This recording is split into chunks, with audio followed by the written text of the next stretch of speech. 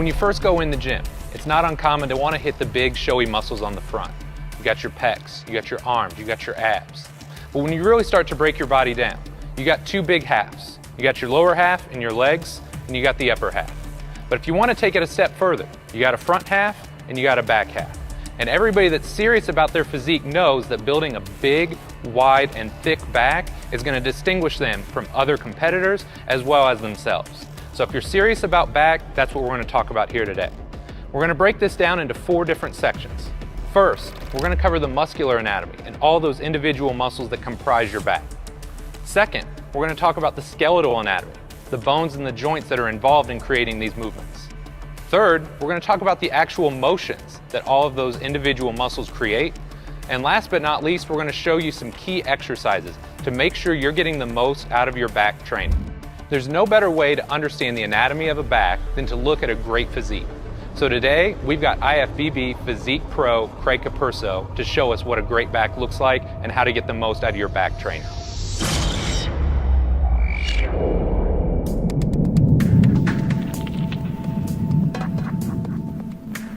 Let's go ahead and dig into the anatomy of your back. The first muscle, and one of the first muscles that most people think of when they think about back training, are the lats. Then I'm going to have Craig spin around here. As you can imagine, it runs from the front side of your humerus, or that upper arm bone, comes down, attaches to your scapula, it attaches to your lower thoracic spine, or kind of that mid-back area, and it even comes down and attaches to this big piece of connective tissue called your thoracolumbar fascia. So as you can imagine, your lats are critically important if you're wanting to build width side to side through your lats. So that's the first muscle that we're going to talk about. Second, we're going to talk about the trapezius. Most people think of the trapezius and they think of the upper trapezius, the muscles that you get when you shrug. But there's actually 3 distinct subsections of your trapezius. You've got your upper traps that run from your skull and your cervical spine or your neck, and they come down and attach to your clavicles. Second, you have what's called your middle trapezius, and these run from about T1 or T4, so that upper middle back area, come across and attach directly to his scapula. Last but not least, you have what's called your lower trapezius fibers. So this runs from your lower middle back, or that lower thoracic spine, comes up and they also attach to your scapula. Last but not least, you have your rhomboids. And while most people think of the trapezius because they're superficial or they're on the outside of the body, the rhomboids are a deep muscle and they lie underneath your trapezius. They kind of run at an angle here from your thoracic spine down to your scapula. You're going to see it a lot when you row or do any kind of horizontal pulling type movement. So with your rhomboids, even though they're not superficial like the trapezius, you're still going to want to put a lot of emphasis on them because they're critical for front to back thickness. Now, keep in mind, we're talking a lot about the upper back muscles here. We know there's tons of muscles in the back. We've already broken up a lot of the lower back muscles in the core trainer. So if you haven't viewed that and you want to learn how to target this area more, make sure to review that video as well.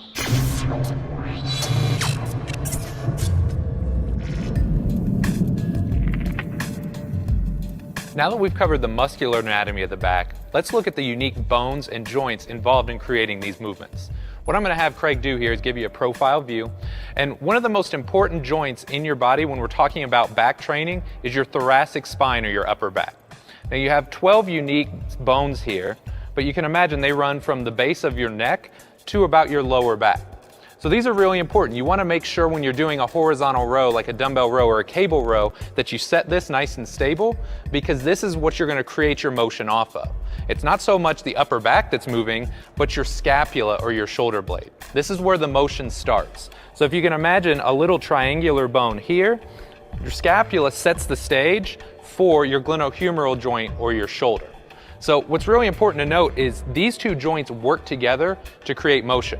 If you're doing a row, you're set out, you're pulling back, you can see Craig is using his scapula to squeeze back, and he's using his upper arm as well. So they work in tangent to create this movement.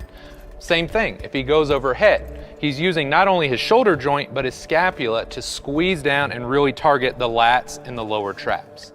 So as you guys can imagine, if you want to get the most out of the gym, it's not these broken up herky-jerky movements. It's tying all these unique components together to build a really solid upper back.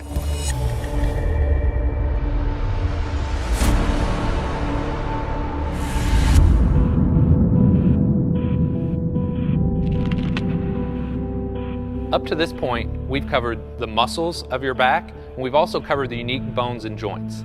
Now let's talk about the actual motions that your back muscles create. When we're talking about your lats, there's two primary movements that your lats create. First is called internal rotation. So if you imagine that your attachment point is on the front of your humerus, it actually internally rotates or turns your upper arm bone inwards. A lot of people aren't familiar with that, and that's okay. What most people are familiar with is shoulder extension. So if Craig goes profile here and he reaches his arm up overhead, we're kind of going into shoulder flexion or reaching up, and then coming down from this position as you would in a lat pull down, a chin up, a pull up. That's going to create shoulder extension. So your lats are there to build thickness side to side through your back.